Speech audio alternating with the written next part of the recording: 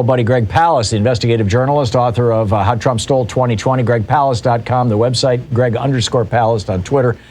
Greg, you also, you did some brilliant reporting for Rolling Stone, as I recall, about January 6th, and you said that you've got some new information on that. Lay that on us.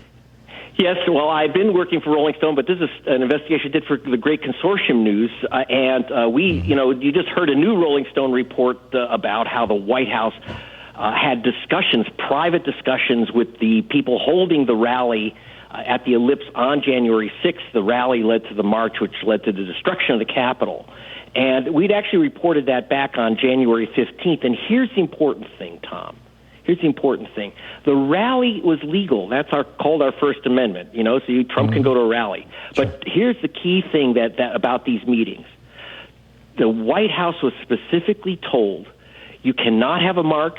It's illegal. We promised the Park Service in writing. In fact, I'm looking at the permit right now. It says they won't march to the Capitol. There will be no march.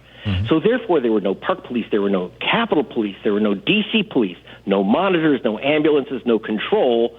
And so they warned the White House it would be illegal and extremely dangerous to go ahead with any march. Yet the White House coordinated with a character named Ali Alexander, an ultra-right guy, now been subpoenaed by Congress after we identified him. He's the real instigator of this problem with Alex Jones. But listen to this, Tom. The White House, and they have not denied this information that we have, the White House sent people to escort Jones and Alexander and Ali Alexander to the end of the parking lot at the Ellipse and told them, here's where you will lead the march to the Capitol. And they all knew Alexander. I have text messages to him warning him, it's against the law, don't do it. And then some character named Donald Trump at 12:15, to the organizer's shock, said, we're marching to the Capitol, I'm going with you. Of course, another lie is he went to the East Wing to eat popcorn and watch the mayhem. But he sent these people off, thousands of angry people off to the Capitol. Well, what do you think is going to happen? The organizer of the rally told me they're scared because they may go to jail now. Yeah. They may be bankrupted. Is Ginny Thomas, the wife of Clarence Thomas, going to get wrapped up in this? I don't know. We're trying to check out that story, and we can't verify it. What we do know is that, the key thing is that Donald Trump was involved. That is, the White House knew he would have had to have known that calling for that march was an illegal act. And, Tom, let's remember, if you commit an illegal act like calling for thousands of people, basically authorizing a riot, and someone dies, and people died at the Capitol, you're an accessory to a murder. This is no joke. Trump. So it's important that they knew in advance it was illegal. They had discussions with the organizers of the rally, confirmed that they understood that they could not march. They did. It didn't take. You don't need to be the great Karnak to know if you send out thousands of angry people to the Capitol with no control and no cops, what's going to happen. Greg, one last question for you. Down in Brazil, the Senate just released a 1,000-page report indicting Jair Bolsonaro, the president, for crimes against humanity, mass slaughter, whatever, for his COVID response. They've had over 300,000 people die from COVID down there. Their death toll is about the same as ours, calibrated for population, I believe.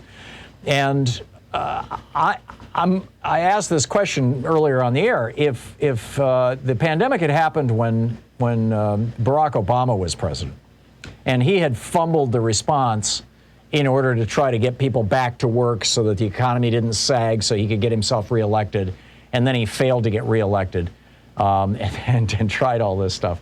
But even just that, fumbled the response part. And as a result of that, hundreds of thousands of people died. Yesterday, Deborah Birx, Trump's COVID person, testified before the United States Senate that, in her opinion, 130,000 Americans died because of Donald Trump's actions.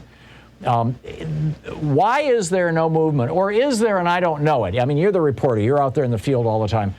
Is there any kind of movement within the United States, presumably on the part of Democrats, I don't think any Republicans are going to do this, to hold Donald Trump accountable for mass slaughter?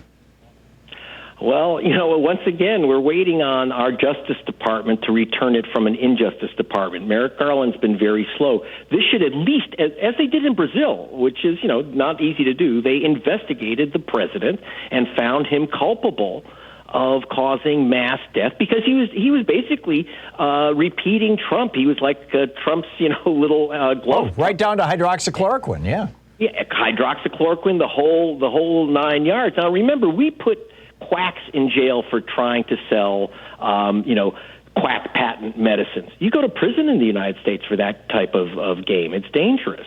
And yet we had a president selling us chloroquine and inject yourself with bleach and shove candy corn up your nose. Other people actually, they do hard time for this stuff. People got hurt. People died. And other nations are investigating their responses. All over the world, you're seeing governments being held accountable. And, of course, in Brazil, we're looking at he was literally, all he did was repeat Trump, almost. Yeah.